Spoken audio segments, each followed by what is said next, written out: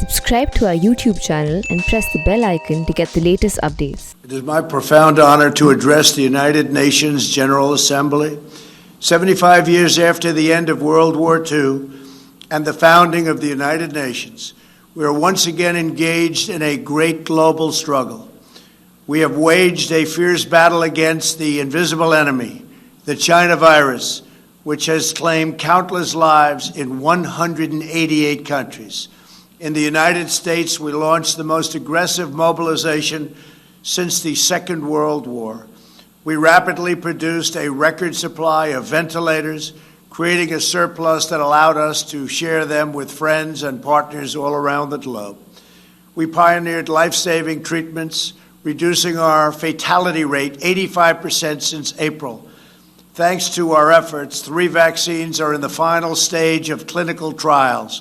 We are mass producing them in advance so they can be delivered immediately upon arrival. We will distribute a vaccine. We will defeat the virus. We will end the pandemic.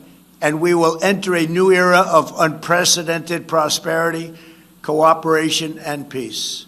As we pursue this bright future, we must hold accountable the nation which unleashed this plague onto the world, China. In the earliest days of the virus, China locked down travel domestically while allowing flights to leave China and infect the world. China condemned my travel ban on their country, even as they canceled domestic flights and locked citizens in their homes. The Chinese government and the World Health Organization, which is virtually controlled by China, falsely declared that there was no evidence of human-to-human transmission. Later, they falsely said people without symptoms would not spread the disease.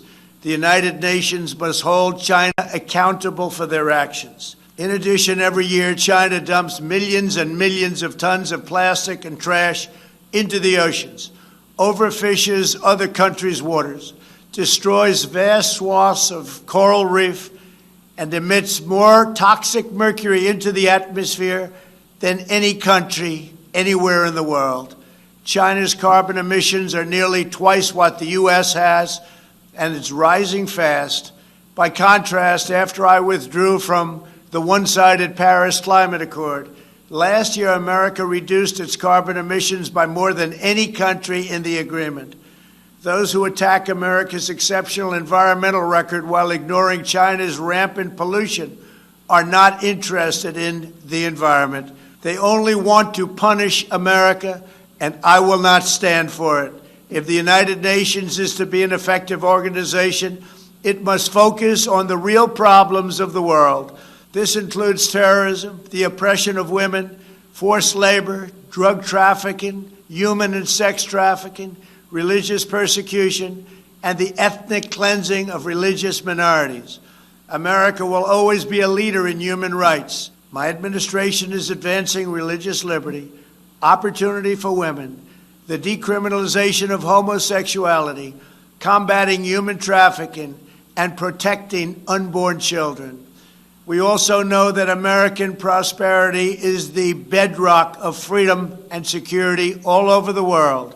In 3 short years, we built the greatest economy in history, and we are quickly doing it again. Our military has increased substantially in size. We spent $2.5 trillion over the last 4 years on our military. We have the most powerful military anywhere in the world, and it's not even close.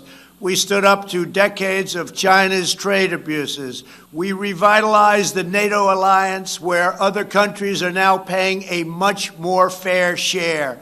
We forged historic partnerships with Mexico, Guatemala, Honduras, and El Salvador to stop human smuggling. We are standing with the people of Cuba, Nicaragua, and Venezuela in their righteous struggle for freedom. We withdrew from the terrible Iran nuclear deal and imposed crippling sanctions on the world's leading state sponsor of terror. We obliterated the ISIS caliphate 100%, killed its founder and leader, al-Baghdadi, and eliminated the world's top terrorist, Qasem Soleimani. This month we achieved a peace deal between Serbia and Kosovo. We reached a landmark breakthrough with 2 peace deals in the Middle East after decades of no progress.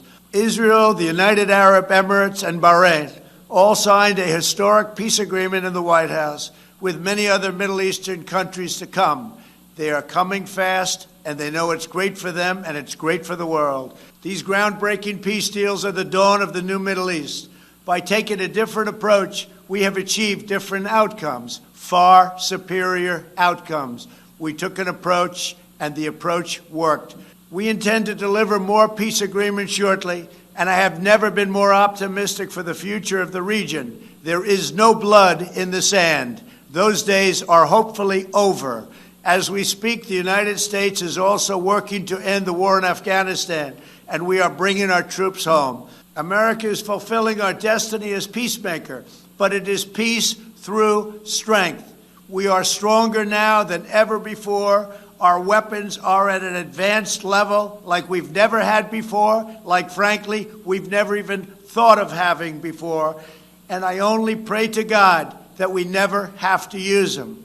For decades, the same tired voices proposed the same failed solutions, pursuing global ambitions at the expense of their own people. But only when you take care of your own citizens will you find a true basis for cooperation.